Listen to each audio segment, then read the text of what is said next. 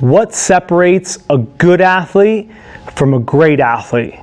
So factoring out the skill of the actual sport, when it comes to performance, it's that athlete who's able to produce high amounts of force in a very short period of time. So today we're going to discuss the difference between a plyometric and a ballistic type movement, that these two methods can help you as an athlete or as a coach working with athletes, help those athletes develop more force and their ability to produce that force in a very short period of time. So things as jumping, sprinting, changing directions, those are all movements that you have to produce high amounts of force in very short periods of time. So we're going to discuss that today. We're going to discuss the differences between a plyometric and a ballistic type movement and what you as an athlete should be doing, either one or both. So first we're going to start off with a ballistic type movement, or what many have termed explosive type movements. So these include the use of jumps, throws, strikes. The key thing here is that acceleration through that concentric action. So think of throwing a medicine ball where you don't have to decelerate and you just let that ball leave your body. That's what we term a ballistic type movement. And it's very different than a plyometric type movement. We'll discuss that in a second. So the key thing here is research has shown that you can use very light loads or no loads up to very heavy loads, up to about 90% of your maxes, depending on that given exercise. So this should tell you that you should spend some time doing very light load type training, anywhere from 0 to about 30% of your max, and then spend some time anywhere from 40 to 70%, and also spend some time above 70 up to about 90% of your maxes, depending on the exercise you're going to select here. Now the key thing here is not the speed of the movement. So it doesn't matter if you're doing an Olympic lift, it doesn't really matter that the bar is moving quickly. It's more about the intent of you moving that bar quickly. So it's more about the intent of the movement and your willingness to be able to, if you're doing a very heavy loaded, let's say Olympic lift, your intent to move that bar as fast as possible is what's critical when it comes to ballistic type training. Now some of the benefits of this is that neural adaptations. You're going to have increased motor unit recruitment, the rate of force development is going to improve, and your intra and intermuscular coordination is going to improve as well. Now the key thing with this is if you're going to be doing ballistic type movements, it's generally appropriate to develop a strength base beforehand.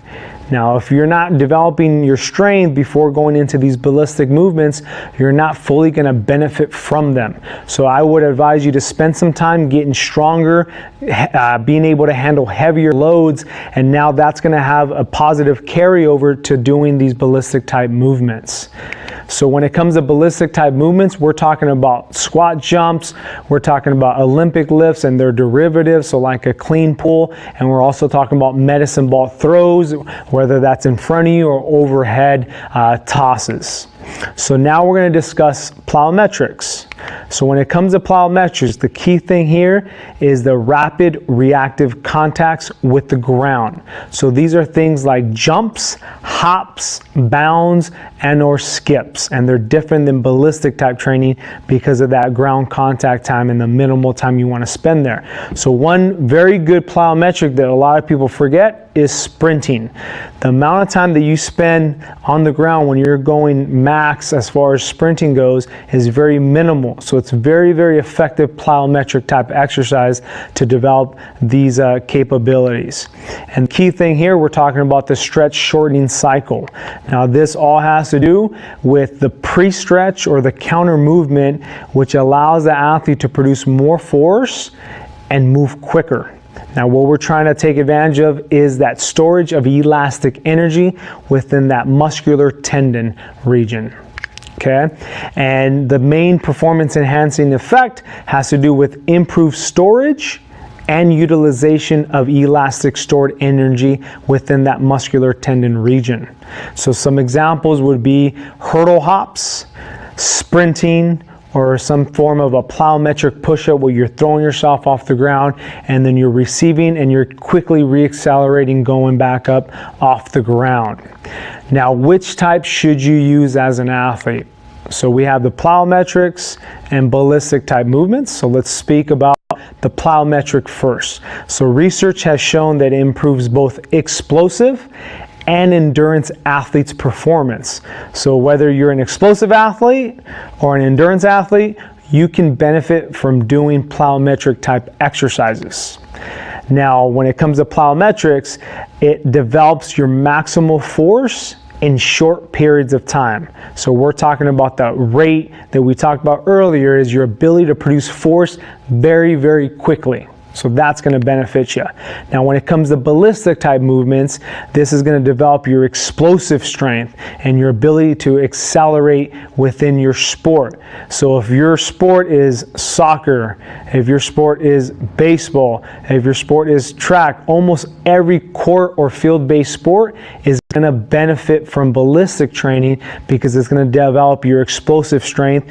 Think of coming out of the blocks on a 100-meter dash and or your acceleration. So if you got to change directions, your ability to decelerate and then re-accelerate explosively, that's going to help with your improvements in your sport, and ballistic type training is going to help with those components. Now, the key thing is to use a variety of loads.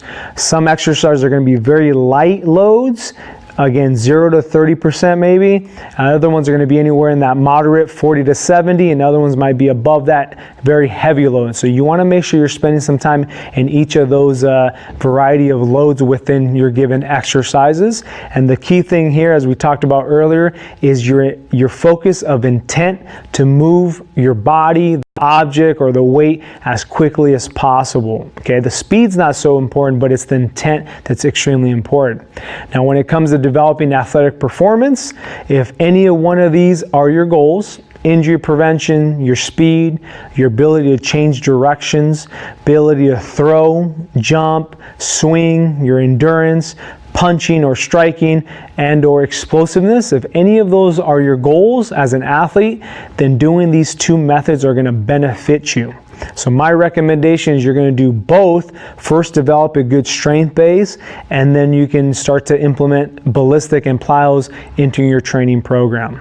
So thank you for taking the time to watch this video. Hopefully you got some good tips that you can start implementing and becoming the most explosive athlete within your given sport. If you have any questions, feel free to reach out to me and send me a message on social media. Thank you and have a good one.